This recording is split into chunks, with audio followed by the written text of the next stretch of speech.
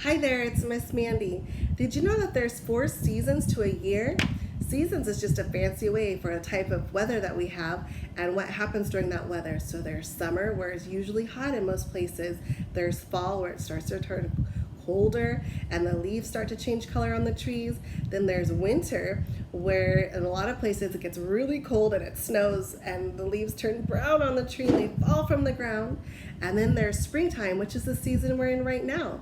And in the springtime, the trees start changing color again, their leaves start turning green, and flowers start blooming, and a lot of new life happens. We talked in another book about the ladybug life cycle, but this is called Becoming Butterflies. And the author is Anne Rockwell, that's the person who writes the words, who makes the story. And the pictures, or the illustrator, is by Megan Halsey. Here we go. One day, Miss Dana brought a surprise to school. 3 striped caterpillars and a flower pot. A green plant called a milkweed was growing in the flower pot. She told us butterflies don't have baby butterflies. They lay eggs that hatch into tiny caterpillars.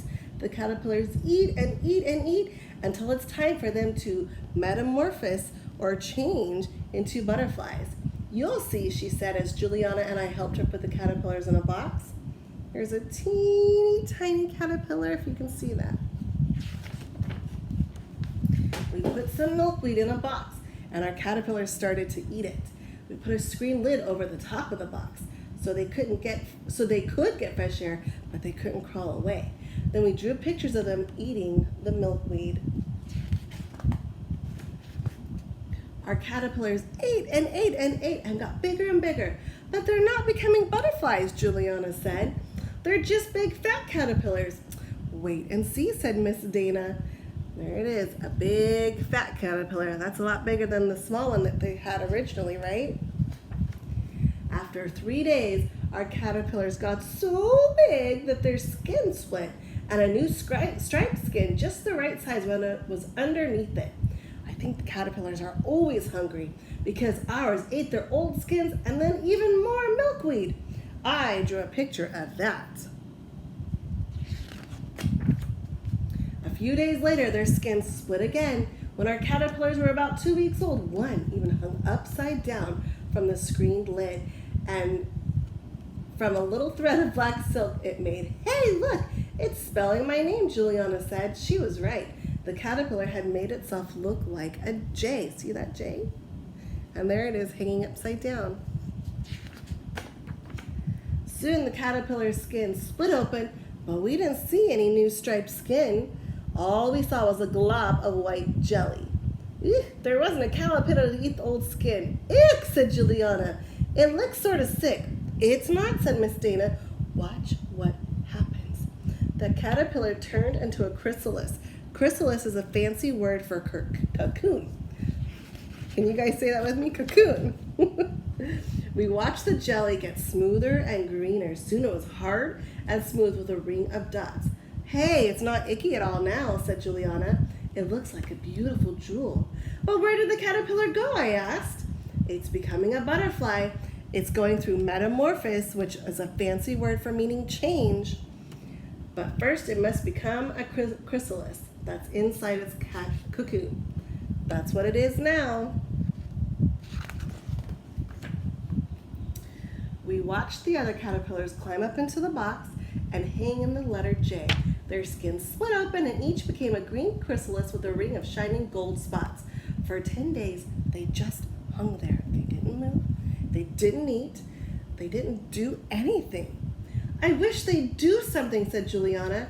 They are doing something, I said. We can't see inside, but they're becoming butterflies. They're changing inside their cocoon. One morning, a chrysalis turned brown. What's wrong? I cried. Nothing is wrong. It's almost time, said Miss Dana. It's almost a butterfly. You'll see. We watched the shell of the chrysalis peel away. It had turned clear as glass, and a butterfly with wet, folded wings hung from it, waiting for its wings to dry. Wow, said everyone. Look at that. That afternoon, we drew pictures of our beautiful butterflies. When their wings were dry, we opened the window and each one sipped from the flowers outside. They fluttered up to the sky, but I wanted them to stay, Juliana said. They'll sip nectar all summer, Miss Dana said, but they'll fly south before winter comes. Butterflies can only live where the weather is warm. And on the map, she showed us a place called Mexico. This is where they'll go, she said.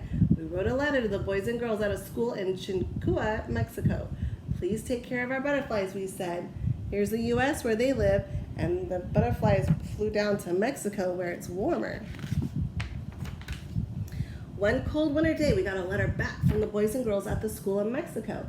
They sent us a picture of a tree covered with butterflies.